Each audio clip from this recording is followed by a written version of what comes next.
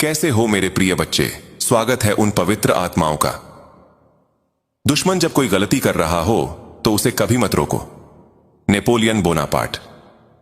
ध्यान से सुनो, क्योंकि जो मैं कहने जा रही हूं वो कुछ अलग ही असर करेगा। एक पल ऐसा आता है जब पासा सिर्फ पलटता नहीं है, वो इतनी जोर से पलटता है कि पूरा कमरा खामोश हो जाता है। वो पल अब आ गया है और अंदाजा लगाओ क्या, तुमने सिर्फ खेल जीता नहीं है, तुमने उसका अध्ययन किया, उसके राज को समझा और उस पर इतनी खूबसूरती से महारत हासिल कर ली कि तुम्हें बर्बाद करने की कोशिश करने वाले खिलाड़ी भी गलती से तालियां बजाने लगे। यहां एक तथ्य है, मनोविज्ञान में एक घटना होती है जिसे प्रतिकूल प्रभाव कहते हैं। यह तब होता है जब कोई तुम्हें इतना गलत साबित करने की कोशिश करता है कि अंत में वो तुम्हें ही सही साबित कर देता है। ठीक यही यहां हुआ है। उन्होंने साजिशें रची, उन्होंने फुसफुसाया, उन्होंने तुम पर कीचड़ भी उछाला, लेकिन तुम अपनी जगह पर बनी रही, एक दिव्य सटीकता के साथ आगे बढ़ती रही, जैसे कि यह सब किसी गुप्त मिशन का हिस्सा हो। और अब वो अक्क हैं, खामोश हैं, ऐसे जमे हुए हैं जैसे उनके खलनायक वाले संवाद के दौरान ही वाईफाई कट गया हो। जिन लोगों ने सोचा था कि वो कहानी को नियंत्रित कर सकते हैं, उन्हें यह एहसास ही नहीं हुआ कि तुम वो कहानी का मोड़ थी जिसे वह लिख नहीं सकते थे। तुमने उन्हें यह सोचने दिया कि तुम हार रही हो, सिर्फ एक चाल और एक मुस्कान के साथ उनके पूरे खानदान को मात देने के लिए। वैसे क्या किसी और ने वह सुना? वो उन नकली युगों की आवाज थी जो अपने ही कर्मों के नाश्ते पर घुट रहे थे।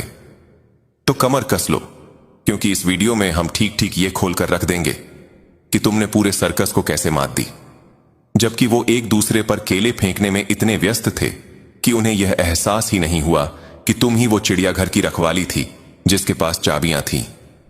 चलो शुरू करते हैं। पहली बात, तुमने उन्हें तुम्हें कम आंखें दिया। यही प्रवेश शुल्क था। तुमने उन्हें तुम्हें कम आंकने दिया, और यह सबसे होशियार चाल थी जो तुम चल सकती थी। उन्होंने तुम्हें देखा और किसी शांत, अनिश्चित, धीरे बोलने वाले, शायद खोए हुए व्यक्ति को देखा। उन्होंने सोचा कि वह किसी ऐसे से निपट रहे हैं जो नहीं जानता कि दुनिया कैसे काम करती है, और तुमने उन्हें ऐसा सोचने दिया। इसलिए नहीं कि तुम कमजोर थी, बल्कि इसलिए क्योंकि तुम दिशा बदलने की ताकत को समझती थी। जिस पल उन्होंने सोचा कि उन्होंने तुम्हें समझ लिया है, उसी पल उन्होंने अपनी सावधानी कम कर दी। तभी तुमने जीतना शुरू किया। उन्होंने अनजाने में तुम्हें अपने पत्ते दिखा दिए। हर तिरछी नजर, हर व्यंग्यात्मक टिप्पणी, हर नकली मुस्कान, वो यह सोचते हुए खुद को उजागर कर गए कि नियंत्रण उनके हाथ में है। तुमने देखा कि वो कैसे चलते हैं, कैसे झूठ बोलते हैं, कैसे बड़ा महसूस करने के लिए एक दूसरे के साथ गिरोह बनाते हैं। और जब वो अपने छोटे से दर्शकों के लिए प्रदर्शन कर रहे थे, तुम नोट्स ले रही थी, तुम प्रतिक्रिया नहीं दे रही थी, तुम अवलोकन कर रही थी। यही तुम्हारा फायदा था। तुम शांत और खामोश रही, इसलिए नहीं कि तुम्हारे पास आवाज नहीं थी, बल्कि इसलिए क्योंकि तुम उनके हर कदम, हर कमजोरी का हिसाब लगा रही थी। और सच तो यह है कि उनमें से ज्यादातर ने तुम्हें हानि रहित समझा। यही बात तुम्हें खतरनाक बनाती थी। उन्हें कोई अंदाजा नहीं था कि तुम बोर्ड पर सबसे अप्रत्याशित टुकड़ा थी।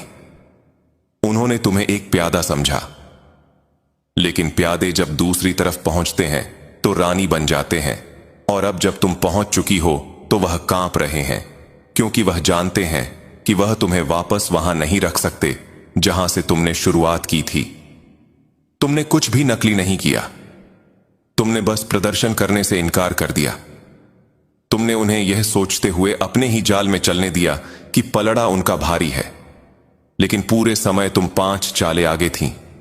इसीलिए वह अद अवाक है। सिर्फ इसलिए नहीं कि तुम सफल हुई, बल्कि इसलिए क्योंकि उन्होंने कभी इसकी उम्मीद नहीं की थी। उन्हें यह भी नहीं पता कि तुमने यह कैसे किया। वो बस इतना जानते हैं कि तुम्हें खेलने की कोशिश में वह खुद ही खेल गए। और सबसे अच्छी बात, तुम्हें कभी अपनी आवाज उठाने की जरूरत नहीं पड़ी। तुमने बस अपनी कीमत बढ़ाई। दूसरी बात, तुम्हारी विनम्रता रणनीतिक की असुरक्षा नहीं। तुम्हारी विनम्रता कोई कमजोरी नहीं थी, यह एक ऐसा हथियार था जिसे वह पहचान नहीं सके। उन्होंने सोचा कि तुम खुद के बारे में अनिश्चित हो, क्योंकि तुमने शेख ही नहीं बघारी, प्रतिस्पर्धा नहीं की, देखे जाने के लिए लड़ाई नहीं की। लेकिन जो उन्हें एहसास नहीं हुआ वो यह था कि तुम कभी ध्यान नहीं चाहती थी। तुम संरेख पर केंद्रित थी। तुम्हें किसी को कुछ भी साबित करने में कोई दिलचस्पी नहीं थी, क्योंकि तुम पहले से ही जानती थी कि तुम कौन हो। यह असुरक्षा नहीं है, यह अनुशासन है। जब वो वहां देखे जाने के लिए हाथ पैर मार रहे थे, लगातार हर किसी को अपने तथाकथित मूल्य की याद दिला रहे थे, तुम चुपचाप निर्माण कर रही थी। तुम जड़ें लगा रही थी जबकि वह शाखाएं दिखा रहे थे। उन्होंने सोचा कि वह जीत रहे हैं क्योंकि वह ज्यादा शोर मचाने वाले, ज्यादा दिखावटी, ज्यादा दिखाई देने वाले थे। लेकिन जब तूफान आया तो तुम्हारी स्थिरता ही थी जिसने तुम्हें खड़ा रखा। उन्होंने तुम्हारे संयम को आत्मसंदेह समझ लिया। सच तो यह है कि तुम्हें उन लोगों को खुद को बेचने की जरूरत महसूस नहीं हुई जो पहली बार में तुम्हारी उपस्थिति का खर्च नहीं उठा सकते थे। तुम उन कमरों में रुकी जिनसे तुम स्पष्ट रूप से आगे निकल चुकी थी, सिर्फ यह सुनिश्चित करने के लिए कि तुम पूरे चक्र को खेलते हुए देख रही हो।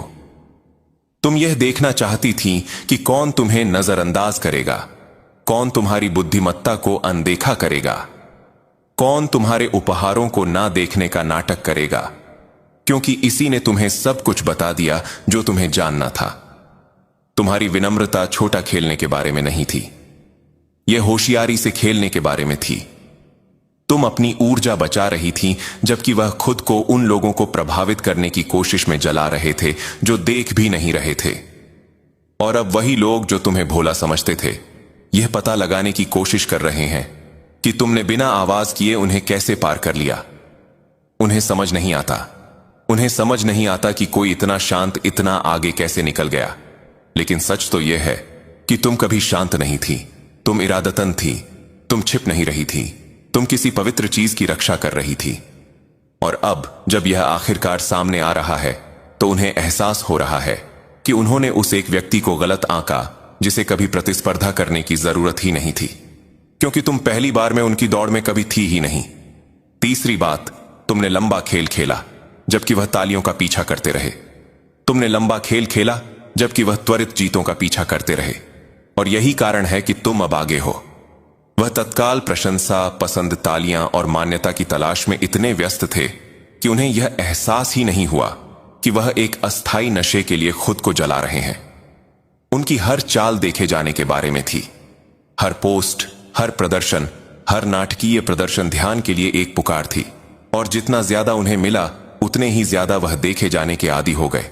लेकिन तुम अपनी प्रक्रिया में खामोश थी, अपने विकास में निजी थी और एक क्षण से कहीं ज्यादा बड़ी चीज पर केंद्रित थी। तुम कुछ ऐसा बना रही थी जो टिक सकता था। तुम जानती थी कि तुम्हारे समय में जल्दबाजी नहीं होनी चाहिए। तुम सिर्फ जानी जाने की कोशिश नहीं कर रही थी, तुम ठोस बनने की कोशिश कर रही थी। तुम समझती थी कि सच्ची सफलता लोकप्रियता पर नहीं बनती, यह तैयारी पर बनती है। और उस तरह की तैयारी में समय, धैर्य और अक्सर नजरअंदाज किया जाना शामिल होता है। जब वो उथली जीतों का जश्न मना रहे थे, तुम वास्तविक गहराई विकसित कर रही थी। तुम एक ऐसी नींव बना रही थी जिसे हिलाया नहीं जा सकता था। भले ही लोग तुम्हें नजरअंदाज करते, तुम्हारा मजाक उड़ाते या तुम्हारी रोशनी को मंद करने की कोशिश करते। उन्होंने सोचा कि वह आगे हैं क्योंकि वह ज्यादा शोर मचाते थे। उन्होंने सोचा कि तुम पीछे हो क्योंकि तुमने सब कुछ नहीं दिखाया। लेकिन जो उन्हें एहसास नहीं हुआ वो यह था कि तुम प्रदर्शन पर उद्देश्य चुन रही थी। तुम अपनी जड़ों को गहरा होने दे रही थी ताकि जब तुम्हारा समय आए तो तुम सिर्फ उठो ही नहीं, तुम टिको भी। अब यही हो रहा है। वह उस ध्यान को बनाए रखने के लिए हाथ पैर मार रहे हैं जबकि तुम अपने पल में खड़ी हो, बेपरवाह और अविचल। तुम वायरल होने की कोशिश नहीं कर रही थी, तुम कालातीत होने की कोशिश कर रही थी। और अब जब तुम सामने आ रही हो तो वो इसे रोकने के लिए कुछ नहीं कर सकते, क्योंकि यह प्रचार नहीं है, यह भाग्य नहीं है। यह उस समय संबंध रहने का परिणाम है जब कोई ताली नहीं बजा रहा था, उस समय केंद्रित रहने का जब कोई देख नहीं रहा था, और प्रक्रिया पर भरोसा करने का जब यह धीमा महसूस होता था। इसीलिए तुम जीते, तुम शतरंज खेल रही थी, जबकि वह तालियों के लिए नाच रहे थे। चौथी बात, तुमने नियंत्रित प्रदर्शन की कला में महारत हासिल की। तुमने नियंत्रित प्रदर्शन की कला में महारत हासिल की और यही एक कारण है कि वह तुम्हें नीचे नहीं गिरा सके। तुम शुरू से ही जानती थी कि हर कोई असली तुम तक पहुंचने का हकदार नहीं है, इसलिए तुमने उन्हें टुकड़े दिए।